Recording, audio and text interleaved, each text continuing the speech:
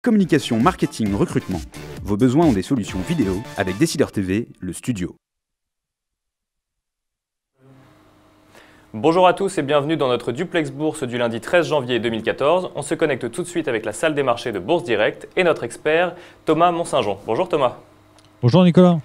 Alors la bourse de Paris est en légère hausse ce matin. Nous n'avons pas de grand rendez-vous macroéconomique aujourd'hui, mais la semaine s'annonce chargée avec la publication des résultats des grandes banques américaines. Pouvez-vous nous en dire un peu plus ? Oui, la semaine dernière, fin de semaine, en légère hausse pour l'indice parisien qui permettait de terminer sur note stable sur l'ensemble de la semaine. Ce matin, les marchés asiatiques étaient en ordre dispersé avec Shanghai positif, Hong Kong négatif et Tokyo fermé pour cause de jour férié. Donc peu d'actualité aujourd'hui, peu de mouvements à attendre au niveau de la bourse. En revanche, la semaine de publication de résultats des sociétés américaines sera très chargée avec, comme vous le disiez, les sociétés financières, les banques.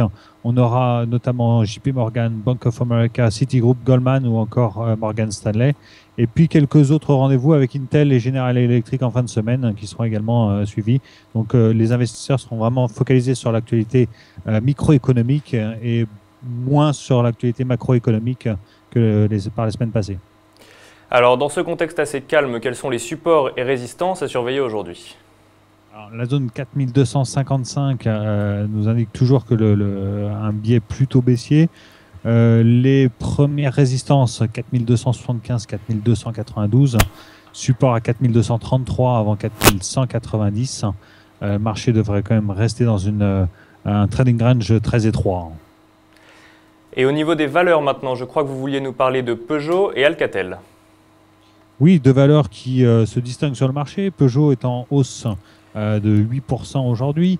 Le titre profite d'un avis positif de la part du courtier Bernstein qui revalorise le titre avec un objectif à 15 € et passe à une opinion de surperformance. Ce matin, le directeur général de la marque Peugeot était un invité de BFM et indiquait que le chiffre de la Chine devrait être la première destination commerciale de Peugeot en 2014, donc un an avant l'objectif qui avait été fixé en 2015 précédemment. Il faut savoir que Bernstein recommandait aussi la valeur Renault, donc c'est vraiment les fabricants français qui en profitent, puisqu'il est revalorisé avec un objectif à 75 € pour Renault, notamment grâce à Nissan et à des volumes importants sur le marché émergent avec la marque Dacia de Renault. Pour ce qui est de Alcatel, le titre profite également d'une belle hausse ce matin avec un recentrage de l'activité et des rumeurs sur la cession de la branche entreprise. Les candidats intéressés par cette branche seraient en train de préparer une réponse pour un deuxième tour.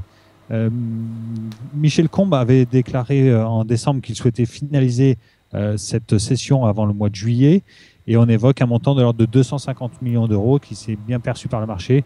Et il faut savoir que cette entité qui avait généré une perte opérationnelle de 12 millions d'euros en 2013 et elle comprend à peu près 2800 personnes, dont la moitié employées en France.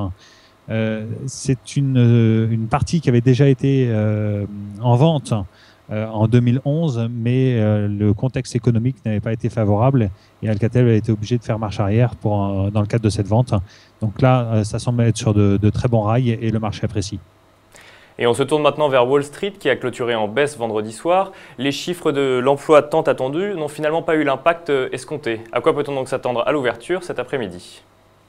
Alors, les chiffres de l'emploi de vendredi sont encore en train d'être un petit peu décortiqués par l'ensemble des analystes et des stratégistes.